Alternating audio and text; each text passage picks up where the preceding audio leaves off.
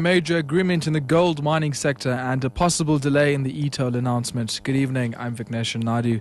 Labour unions and mining bosses have agreed to a job regrading exercise that will include a review of entry-level wages in the gold mining sector. The breakthrough agreement was concluded at a meeting between COSATU, the National Union of Mine Workers, and CEOs of Goldfields and Anglo Gold Ashanti at the Chamber of Mines offices in Johannesburg. The groups have agreed on a framework with deadlines that they hope will end illegal strikes in the mining sector. COSATU General Secretary Zwelenzima Vavi explains. In terms of the wage existing agreement, we have a commitment to review the appropriate entry-level wage and job categories potential. Essentially, this means a job regrading exercise.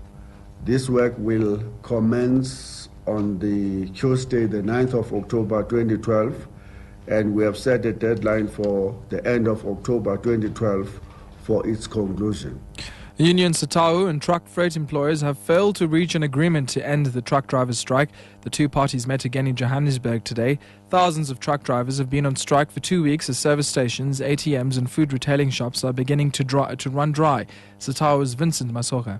We were hoping that the employers would have come back with a different attitude and that they would be able to agree on a movement that even our negotiators were prepared to move.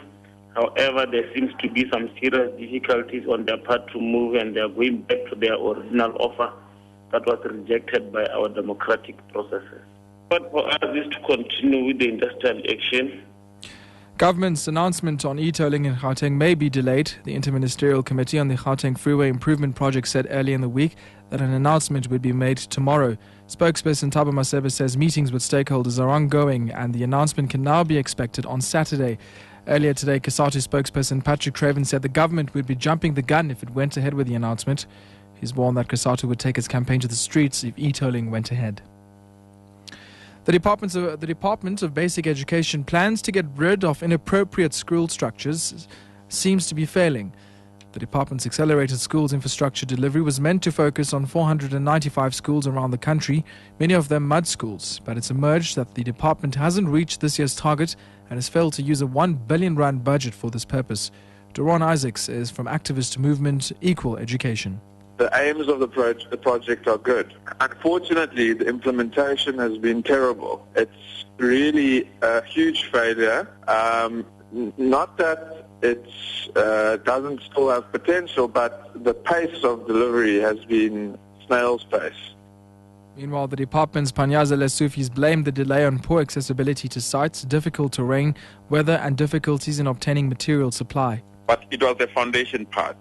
After that, it's smooth sailing, I must be honest. The schools that have opened are really heartwarming. The community, the way they were cheering, the excitement of that community. So we are on course to ensure that the 49 schools that need to be unveiled at the end of this year will be available. The presidency has expressed shock at the death of businessman and veteran journalist Zwelakhe Sisulu. 61-year-old Sisulu died in Johannesburg today. He'd been suffering from complications related to diabetes. He was the third son of late veteran ANC leaders Walter and Albertina Sisulu. Presidential spokesperson Mac Maharaj. Zwelakhe Sisulu is a son of the late Walter and Albertina Sisulu, icons in the struggle of South Africa. He himself has a struggle record. He was a newspaper editor of the New Nation and was detained several times in the 1970s and 1980s for speaking out against black oppression under apartheid. He was also president of the Black Media Workers Association of South Africa during those struggle years. Following the attainment of democracy, Zwelakhe established himself as a businessman where he was an active shareholder, director and chairman of various companies, and he also served as the CEO of the SABC. Recapping our top story at 6 o'clock, labour unions and mining bosses have agreed to a job regrading exercise that will include a review of entry-level wages in the gold mining sector.